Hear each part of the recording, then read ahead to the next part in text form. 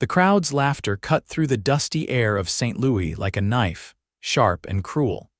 As Willow Vance stumbled and fell to the ground outside the general store, her body hitting the wooden boards with a thud that seemed to echo through the entire Main Street. It was the summer of 1875, and the Missouri heat pressed down upon the town like a heavy blanket, making tempers short and patience thin. Willow's face burned with humiliation as she struggled to rise, her hands trembling against the weathered boards of the sidewalk. At 28 years old, she had grown accustomed to the stares and whispers that followed her substantial frame wherever she went. But this public spectacle was a new kind of torment. Her dress, a modest calico that she had sewn herself, was now stained with dirt, and the basket she had been carrying lay overturned, spilling fabric and sewing supplies into the street. "Look at her roll," someone called out, and fresh peals of laughter erupted from the gathering crowd. "Might take a team of horses to get her upright again," another voice added, bringing more cruel chuckles. Tears pricked at Willow's eyes as she tried again to push herself up, her muscles straining against her weight and the restrictive clothing that made movement all the more difficult in the sweltering heat. Then suddenly, a shadow fell across her. A pair of worn leather boots entered her field of vision, followed by a strong, calloused hand reaching down toward her. "Madam," a deep voice said softly, "allow me to assist you." Willow looked up into the face of a man she had seen around town but never spoken to. He was tall and lean, with dark hair that fell in waves beneath his wide-brimmed hat. His eyes, a startling shade of blue, held no mockery, only kindness, and something that looked remarkably like anger, though not directed at her. "Thank you," she whispered, placing her hand in his. With surprising strength, the cowboy helped Willow to her feet. Once she was standing, he turned to face the crowd, his eyes narrowing dangerously as he surveyed the still snickering onlookers. "What kind of men are you?" he growled, his voice carrying easily down the street. "Laughing at a lady's misfortune. Is this what St. Louis has come to?" The laughter died away under his fierce gaze, replaced by uncomfortable shuffling and averted eyes.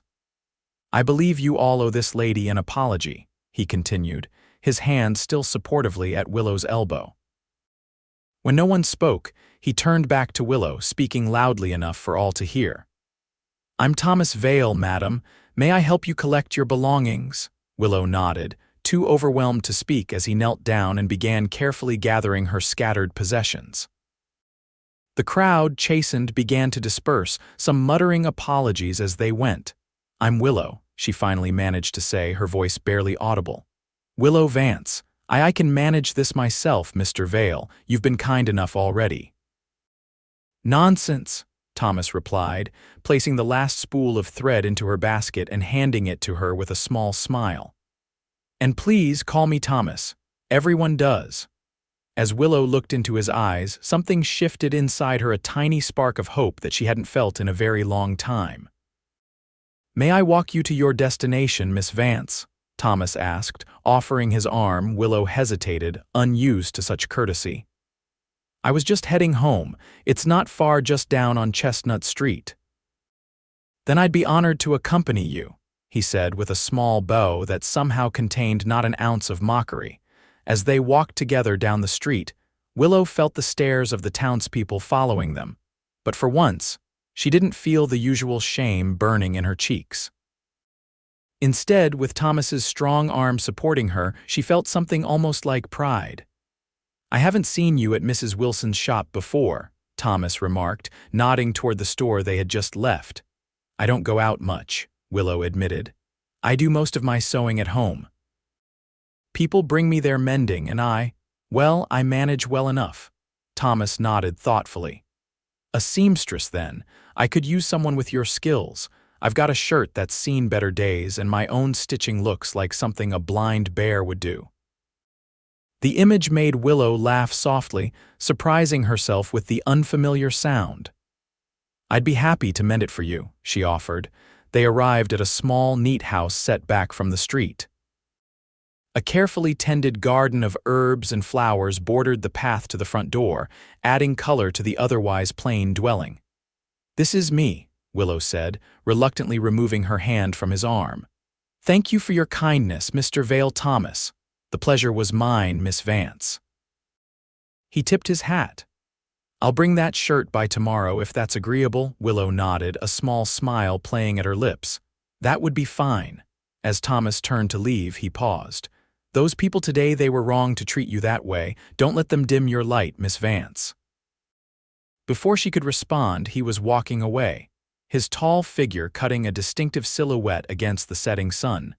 Inside her home, Willow leaned against the closed door, her heart beating rapidly in her chest.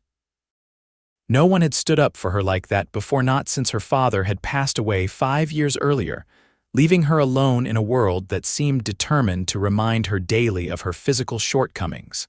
Thomas Vail. She rolled the name around in her mind, trying to recall what she knew of him. He had arrived in St. Louis about 6 months ago, she remembered. He worked at the livery stable on the edge of town and was known as a skilled horse trainer with a quiet manner and a firm hand. Beyond that, he was a mystery, one that Willow suddenly found herself eager to solve. The next day, precisely at 3 o'clock, a knock sounded at Willow's door. Her hands flew to her hair, smoothing the simple bun she had arranged with more care than usual that morning. She had changed her dress twice, finally settling on a blue calico that her father had always said brought out the gold flecks in her hazel eyes. Taking a deep breath, she opened the door to find Thomas standing on her porch, hat in hand, a bundle of fabric tucked under his arm. "Good afternoon, Miss Vance," he greeted her with a smile that crinkled the corners of his eyes pleasantly. "I hope I'm not disturbing you." "Not at all," she replied, stepping back. "Please come in." Thomas ducked his tall frame through the doorway, his eyes taking in the modest but immaculately kept home. The front room served as both parlor and workspace, with a large table near the window covered in fabric patterns, and a gleaming sewing machine, a singer that had been her mother's pride and joy before consumption had taken her when Willow was just 16. "This is a fine home you have," Thomas said, his gaze settling respectfully on Willow's face rather than continuing to wander. "Thank you. It's not much, but it's mine." Pride crept into her voice. Few unmarried women in St. Louis owned their homes outright, but Willow's father had been forward-thinking, ensuring the property was in her name before his passing. Thomas held out the bundle he was carrying. "The offending garment," he said with a self-deprecating smile. "I'm afraid it's beyond saving, but I value your professional opinion." Willow took the shirt, unfolding it carefully. It was indeed in sorry shape, with a large tear across one shoulder and several buttons missing, but the fabric was good quality, worth salvaging. "I can certainly repair this," she said, already mentally calculating the work involved. "It would be ready by tomorrow evening." Thomas smiled, seeming pleased. "I'm grateful, though I don't want to rush you. It's no trouble. I have no other pressing work at the moment." The lie slipped out easily. In truth, she had 3 dresses to finish for the mayor's daughters, but something in her wanted to impress this man, to show him she was capable and efficient. Thomas nodded, then hesitated. "Miss Vance, I hope you don't think me forward, but I was wondering if you might consider joining me for dinner at the hotel restaurant this evening, as a thank you for your assistance with my shirt." Willow froze, her fingers clutching the fabric tightly. Dinner in public, with him. Her mind raced through all the potential humiliations, the stares, the whispers, the barely concealed snickers as she walked through the dining room. I don't often dine out," she managed to say, her voice faltering. Thomas's expression softened. "I understand. Perhaps that was presumptuous of me." "Another time, maybe." The disappointment in his voice made Willow's heart twist unexpectedly. "No," she heard herself saying. "I would like to join you. What time should I be ready?" The smile that spread across Thomas's face was like sunrise breaking over the Mississippi. 6 o'clock. "I'll come to escort you." After he left, Willow sank into her sewing chair, her mind whirling. What had possessed her to accept his invitation? Years of careful isolation, of protecting herself from the cruelty of others, and she had just agreed to put herself on display in the most public venue in town. And yet, the memory of Thomas's smile, the warmth in his eyes when she had accepted, made her heart flutter in a way it hadn't since she was a young girl, before her body had betrayed her with its expanding proportions. At precisely 6 o'clock, Thomas returned, dressed in clean clothes with his hair neatly combed. Willow had spent the afternoon in a frenzy of preparation, selecting her best dress, a dark green that minimized her size somewhat, and arranging her honey-colored hair in a more elaborate style than her usual practical bun. "You look beautiful," Thomas said simply when she opened the door. Willow blushed, unused to compliments. "Thank you." The walk to the Grand Hotel was only 4 blocks, but it felt like a mile to Willow. Each step brought curious stares from passers-by, and she could feel her confidence wavering with every whispered comment. Thomas, however, seemed oblivious to the attention they were drawing, chatting easily about the town, his work with the horses, and asking thoughtful questions about her sewing business. The Grand Hotel restaurant was the finest establishment in St. Louis, with white tablecloths and gleaming silverware. As they entered, Willow felt the familiar weight of scrutiny descend upon her. The maitre d' led them to a table near the center of the room, and she felt dozens of eyes tracking their progress. Perhaps a table by the window. Thomas suggested quietly to the maitre d', sensing Willow's discomfort with their prominent placement. Once seated in the more secluded spot, Willow relaxed slightly, though she still felt exposed and vulnerable.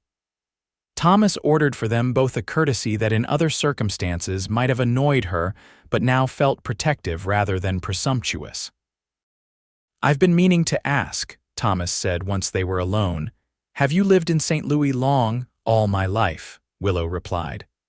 "My father moved here from Virginia before I was born. He was a teacher at the school until his health failed." "I'm sorry for your loss," Thomas said, his eyes sincere. "Was he ill long?" "Nearly 3 years," Willow said softly. "His heart was weak. I cared for him until the end." Thomas nodded thoughtfully. "That explains your strength of character. It takes courage to face such hardship."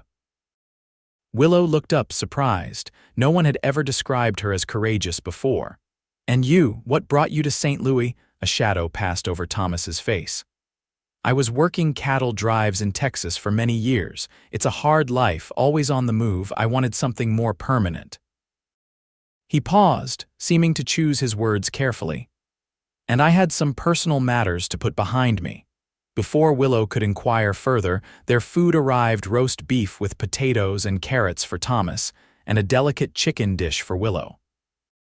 The conversation shifted to lighter topics as they ate, and Willow found herself laughing at Thomas's stories of life on the trail and the characters he had encountered.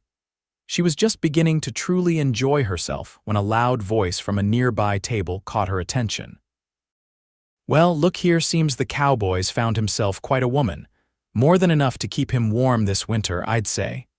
The comment, clearly meant to be overheard, was followed by cruel laughter. Willow's face burned with humiliation, her appetite vanishing instantly. Thomas's expression darkened dangerously. He half rose from his chair, but Willow reached across the table to grasp his hand. "Please," she whispered, "don't make a scene. It will only make things worse." For a moment, it seemed Thomas would ignore her plea, but then he slowly sank back into his chair. His eyes, however, remained fixed on the table of men who had made the comment, a group of local businessmen known more for their money than their manners. "You deserve better than that," he said quietly to Willow. "Don't let them ruin our evening." But the damage was done. Despite Thomas's efforts to revive their earlier camaraderie, Willow remained subdued, picking at her food and responding to his conversation with one-word answers. When he suggested dessert, she declined, asking if they might leave. The walk home was painfully silent. At her door, Willow turned to Thomas, summoning a smile that didn't reach her eyes. Thank you for dinner, Mr. Vail. It was kind of you. Thomas, he corrected gently. And I should be thanking you for your company. He hesitated, then added, I'm sorry about what happened. Those men, it's nothing I haven't heard before, Willow interrupted, her voice flat. I should know better than to put myself in such situations. Thomas's brow furrowed. What do you mean? Willow gestured vaguely at herself. Look at me, Thomas. I'm not the kind of woman men take to dinner except as a joke or a dare. I don't know why you did it, but stop, Thomas said, his voice suddenly firm. I asked you to dinner because I enjoy your company. Because when I helped you up yesterday, I saw a woman with kind eyes and quiet dignity who deserved far better than the treatment she received. Nothing more, nothing less. Willow stared at him, wanting desperately to believe him but finding it difficult after years of rejection and ridicule. I think it's best if we don't continue this. Whatever this is, your shirt will be ready tomorrow. You can pick it up any time after noon. With that, she slipped inside her house, closing the door firmly on Thomas's troubled face. For the next week, Willow buried herself in work, trying to forget the disastrous dinner and the look in Thomas's eyes when she had dismissed him. She finished the mayor's daughter's dresses, took on 3 more mending jobs, and even started a quilt she had been planning for months. Anything to keep her hands busy and her mind from wandering to thoughts of a certain blue-eyed cowboy. Thomas had come by to collect his shirt as promised, but Willow had left it wrapped in brown paper on the porch, unable to face him.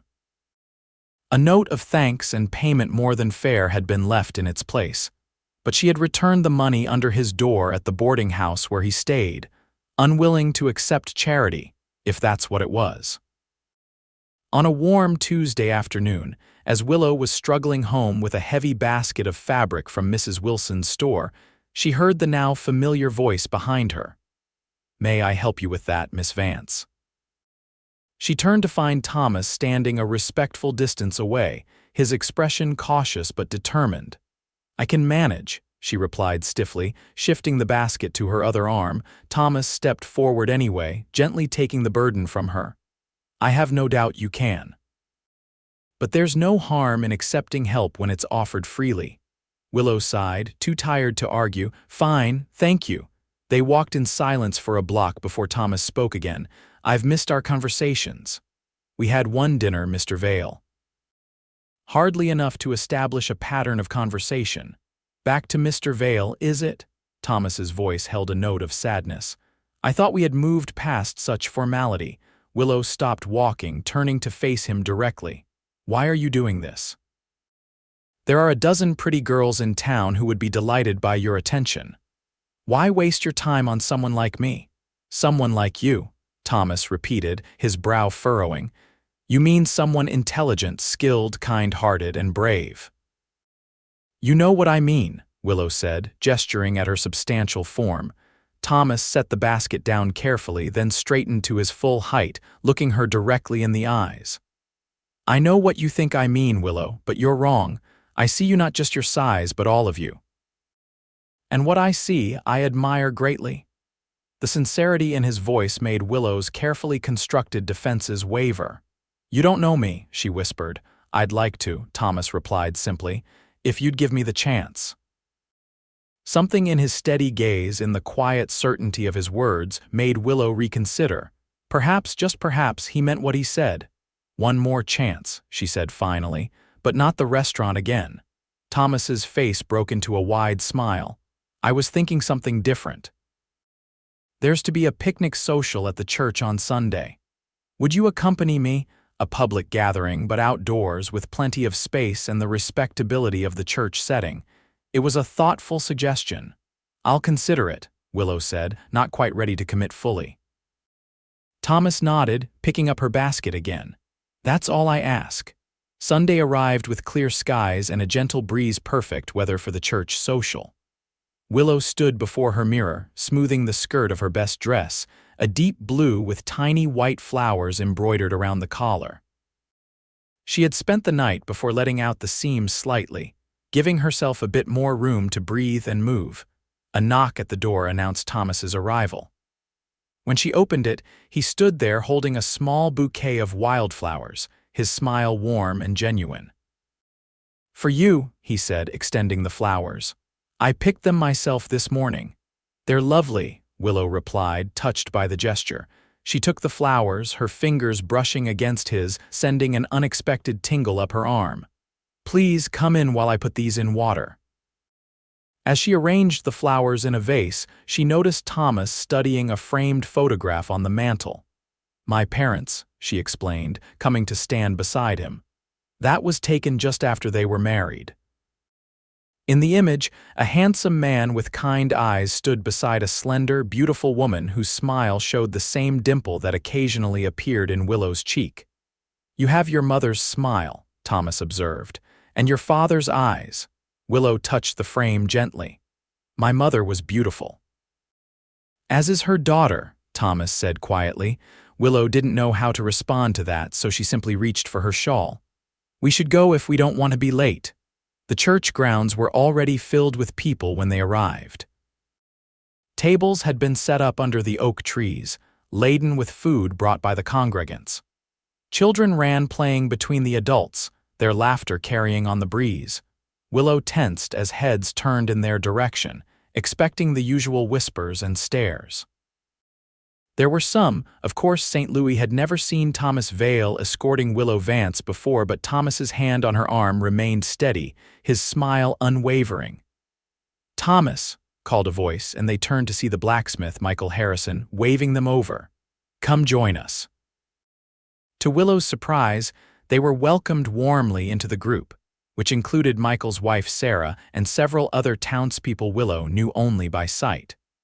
The conversation flowed easily, with no mention of Willow's size or the incident outside the general store. "Willow made the most beautiful dress for our Emma's confirmation," Sarah Harrison told the group. "Such fine stitching I've never seen." "You're a seamstress?" asked one of the other women. "I've been looking for someone to help with my wedding trousseau. My fiancé and I are to be married in October." "I would be happy to assist," Willow replied, shocked at being approached for her skills rather than avoided for her appearance. As the afternoon progressed, Willow found herself relaxing, even enjoying the company. Thomas remained by her side, attentive but not hovering, including her in conversations but never speaking for her. When it came time for the traditional post-picnic games, Willow tried to excuse herself, anticipating the embarrassment of being unable to participate comfortably. "You don't have to join in," Thomas assured her. "We could take a walk instead if you'd prefer." Grateful for his understanding, Willow nodded, and they slipped away from the crowd, following a path that led down to the small stream that ran behind the church. "Thank you," Willow said once they were alone, "for understanding without my having to explain." Thomas smiled. "We all have things that make us uncomfortable. For me, it's dancing. 2 left feet and no sense of rhythm, I'm a danger to everyone on the dance floor." Willow laughed, the sound coming more naturally now. "I find that hard to believe. You move with such grace around the horses." "Horses don't mind if you step on their toes," Thomas replied with a wink. "They just step right back and they weigh a lot more than I do." They reached a small footbridge that arched over the stream, and Thomas stopped, leaning against the railing to look down at the water. Willow joined him, enjoying the peaceful scene. "May I ask you something personal?" Thomas said after a moment of comfortable silence. Willow tensed slightly but nodded. "You may ask, I may not answer." "Fair enough." Thomas turned to face her, his expression serious.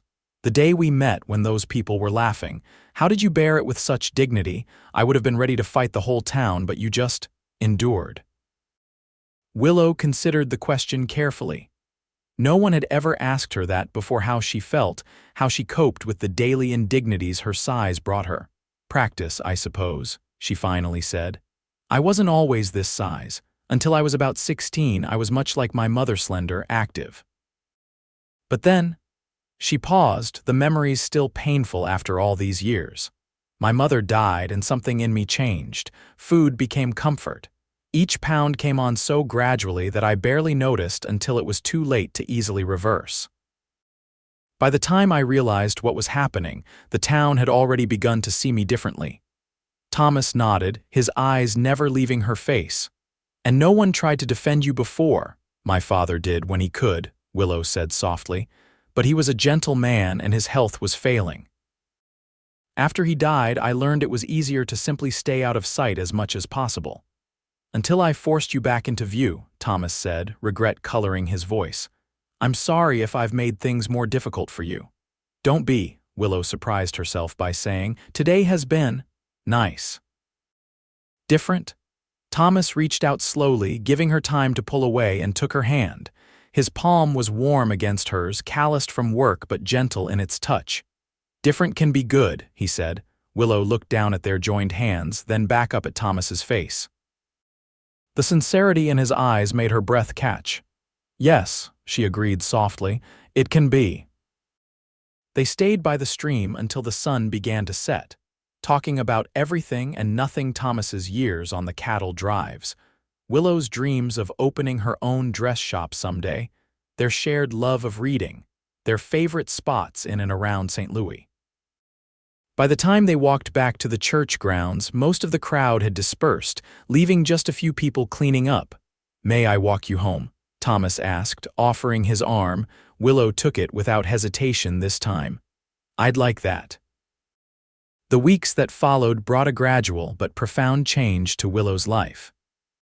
Thomas began calling on her regularly, sometimes for dinner at her home, where she discovered he was an appreciative audience for her cooking skills, sometimes for walks along the riverfront in the cool of the evening, and occasionally for community events, where, with Thomas by her side, Willow found herself slowly being accepted in a way she hadn't experienced since her mother's death. The stares and whispers didn't disappear entirely, but they diminished, replaced in some cases by genuine warmth as the townspeople came to see Willow through Thomas's eyes, not as the fat seamstress, but as a valued member of the community with skills and kindness to offer. Thomas, too, seemed to flourish in Willow's company. He spoke more freely about his past, revealing that he had left Texas after the death of his young wife and unborn child in a fever outbreak 3 years earlier. His grief had driven him to the solitary life of the cattle drives, until he'd realized he was running from, rather than healing from, his loss. Coming to St. Louis was my attempt to start over, he told Willow one evening as they sat on her porch swing, watching fireflies dance in the gathering dusk. I never expected to find someone who would make me want to build a future again. Willow's heart skipped at his words, but she was still cautious. Is that what you want? A future? Thomas turned to face her, taking both her hands in his. With you, yes, if you'll have me. The directness of his declaration took her breath away. Thomas, you should know that I may never be smaller. This is who I am. Thomas brought her hands to his lips, kissing them gently. Willow Vance, I fell in love with you exactly as you are. Your size is part of you, but it's not all of you. I love your kindness, your strength, your talent with a needle, your laugh when you finally let it out. I love the way you care for others, the way you see beauty in the world despite its cruelties. Tears filled Willow's eyes. I never thought anyone would say those words to me. I'll say them every day for the rest of our lives if you'll let me, Thomas promised. Willow, will you marry me? The question, so long desired and yet so unexpected, left Willow speechless for a moment. But looking into Thomas's earnest face, seeing the love shining in his blue eyes, she knew there was only one possible answer. Yes, she whispered. Yes, I will. Thomas's face broke into a radiant smile as he leaned forward to place a gentle kiss on her lips there first.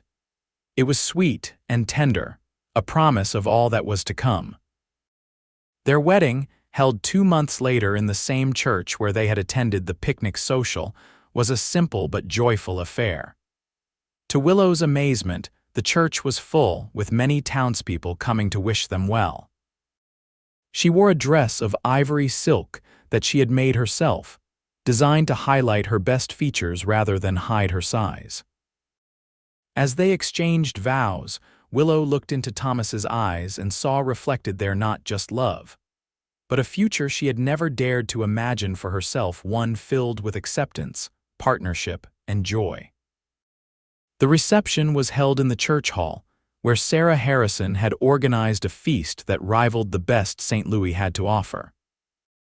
As they circulated among their guests, Willow was struck by how different this public gathering felt compared to that fateful day outside the general store just 6 months earlier. "Mrs. Vail," Thomas murmured in her ear as they shared the first dance, "have I told you today how beautiful you are?" "Only 3 times," Willow replied with a smile, no longer flinching at the compliment, "but I don't mind hearing it again." "Beautiful," Thomas repeated, holding her close as they swayed to the music. "Inside and out." As the evening wound down, they prepared to leave for their honeymoon, a 2-week trip to Chicago that Thomas had arranged as a surprise. Just before they departed, Willow found herself face to face with Harold Collins, one of the men who had laughed the loudest when she fell that day in June. "Mrs. Vail," he said awkwardly, twisting his hat in his hands, "I wanted to wish you and your husband all the best, and to apologize for my behavior earlier this year. It was unworthy of a gentleman." Willow studied his face, seeing genuine remorse in his eyes. "Thank you, Mr. Collins. I appreciate your good wishes and your apology." As he walked away, Thomas appeared at her side. "Everything all right?" Willow smiled, taking his arm. "Everything is perfect." 5 years later, Willow sat on the same porch swing, watching Thomas chase their 3-year-old son, Timothy, around the yard while their infant daughter, Elizabeth, slept peacefully in her cradle nearby. Their home, a comfortable house on the outskirts of St. Louis with room for Thomas's horses and Willow's thriving dressmaking business, was filled with laughter and love. Willow's size hadn't changed significantly over the years, but her confidence had grown immeasurably. She was respected in the community not just for her husband's position. Thomas now owned the livery stable and had expanded it to include a successful horse breeding operation, but for her own skills and kindness. As she watched her family, Willow reflected on how profoundly her life had changed since that humiliating fall outside the general store. What had seemed like her lowest moment had, in fact, been the beginning of her greatest happiness. Thomas, sensing her gaze, looked up and smiled, that same warm smile that had first captured her heart. He scooped up their giggling son and headed toward the porch. "What are you thinking about, my love?" he asked, settling beside her on the swing with Timothy on his lap. "I was thinking about the day we met," Willow replied, reaching over to smooth Timothy's unruly dark hair so like his father's. "About how sometimes what seems like misfortune can turn out to be the greatest blessing." Thomas leaned over to kiss her softly. "The best day of my life was the day I helped you up," he said, his eyes shining with the same love and admiration they had shown her for the past 5 years. "I found my heart the moment I took your hand, and I found mine when you glared at everyone who laughed," Willow replied with a smile. Who would have thought that falling down could lead to rising so high? As the sun set over their home, casting a golden glow over the family they had built together, Willow knew that in Thomas's love, she had found not just acceptance, but celebration of all that she was. In his eyes, and now, finally, in her own, her size was just one part of a woman who was, in every way that mattered, perfectly and completely loved.